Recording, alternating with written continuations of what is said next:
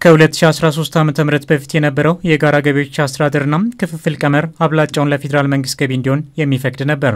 ከለውጥ ወዲህ የፌዴሬሽን ምክር ቤት ላለፉት 2 አስርት ዓመታት ሲጠቀምበት የነበረውን የጋራ ገቢዎች አስተዳደርና ክፍፍል ቀመርን ከወቅቱ ጋር እንዲሄድ አድርጎ ሲያሻሽል መሰል የክፍፍል አሰራሮችን የቀየረ አድርጎታል።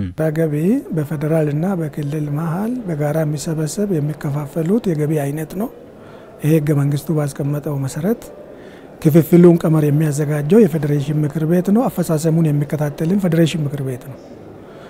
ከዚህ አንፃር ቀመሩ ካሁን በፊት ለ23 ዓመት ነው ተግባራዊ የተደረገው። ነገር ግን ከቆይታ አንፃር ብዙ ክፍተቶች ስለነበረበት በጥናት የታከለ ተደርጎ 2011 ላይ በአዲስ መልክ የጋራ ገቢ እንዲሻሻል ነው የተደረገው።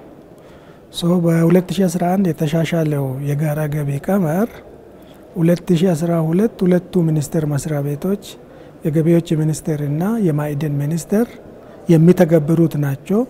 ከራሳቸው ተልዕኮ ጋር ከሚገናኘው አንፃር አንድ አመት የዝግጅት ጊዜ አድርጎ ከ2013 ጀምሮ ነው ስራ ላይ እንዲውል የተደረገው። ሌላው ከከፍተኛ ማዕድን የሚሰበሰብ የሮያሊቲ ገቢ 25 በመቶ ለፌዴራል መንግስት፣ 25 በመቶ ገቢ ደግሞ ሀብቱ ላለመነጨባቸው ክልሎች እንዲሁም 50 በመቶ ገቢ ሀብቱ ለመነጨበት ክልል ገቢ እንዲሆን የሚፈቅድበት ይገኛል። ድርጅቶቹ በየክልሉ ምን ያክል ይሰራሉ፣ በሚሰሩት ልክና በገቡት ውል መሰረት ምን ያህል ይሰበስባሉ፣ በሰበሰቡት ልክ ደግሞ ምን ያህል ያስተላልፋሉ። ምክንያቱም ትልልፉ የተለያየ መንገዶች አሉ። አምራቹ 50% ይወስዳል፣ ያላመረቱ ክልሎች 25% ይወስዳሉ፣ ቀሪውን 25 ፌደራል ይወስዳል ይላል ማዕድን ላይ የሚሰበሰበው። በዚህ መሰረት ተግባራዊነቱ ምን ይመስላል የሚለውን ነው ያየነው።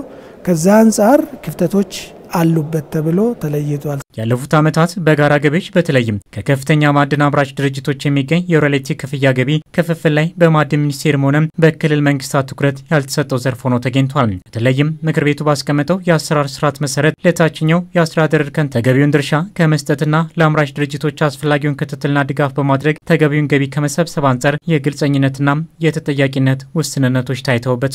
የፌዴሬሽን ምክር ቤት የድጎማ በጀትና የጋራ ገቢዎች ጉዳዮች ቋሚ ኮሚቴ በጋራ ገቢዎች አስተዳደርና ወሰን ዓላማ የድጎማ በጀቶች ትልልፍ ላይ ያደረጋቸው የዳሰሳ ጥናቶች አስመልክቶ በተዘጋጀው የምክክር መድረክ የተመላከተውም ይህ ነው።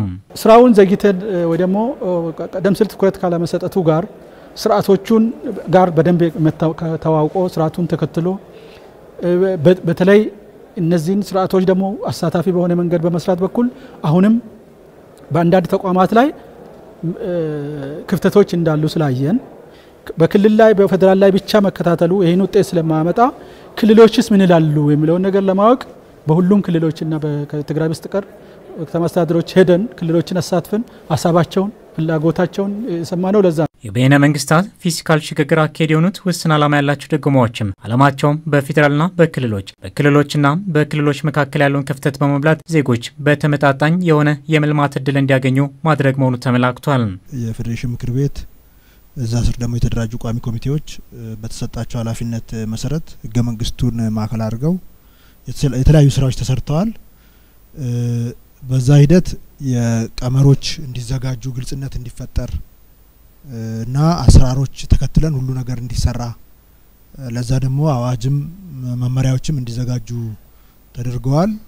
እንግዲህ ፍትሃዊ ልማት የምናወራው በፌደራል መንግስት የልማት ድርጅት ወይም በፌደራል መንግስት በጀት ወይም በውጭ በፌደራል መንግስት አማካኝነት ብድርና እርዳታ የሚመጣው ሪሶርስ ነው ላይ ብቻ ነው አሁን እያየን ያለ ነው። ይሄ በመንግስትና ከመንግስት ጋር የተገናኙ የመንግስት ልማቶች የሚሰሩት ነው።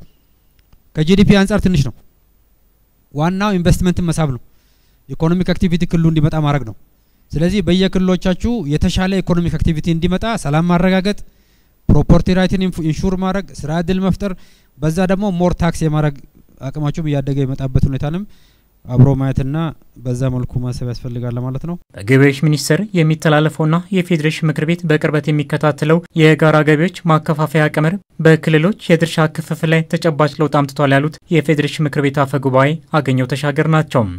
በገቢዎች ሚኒስቴር የሚተላለፈውና የገንዘብ ሚኒስቴር በቅርብ የሚከታተለው የጋራ ገቢዎች ማከፋፈያ ቀመር ሲሆን በክልሎች የክልሎች ድርሻ ክፍፍል ከጊዜ ወደ ጊዜ እያደገ መጥቷል።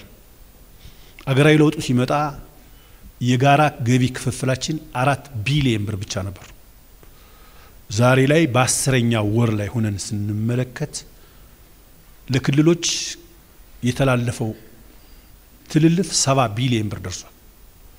ለፌደራል መንግስት 88.7 ቢሊዮን ብር የተከፋፈለ ሲሆን ለክልሎች ደግሞ 7.2 ቢሊዮን ብር ተከፋፍሏል ማለት ነው። በፌዴሬሽን ምክር ቤት የጸደቀው አዲሱ የጋራ ገቢዎች አስተዳደርና ክፍፍል ቀመር በስራ ላይ ዋለው ከ2013 የበጀት ዓመት ጀምሮ ነው።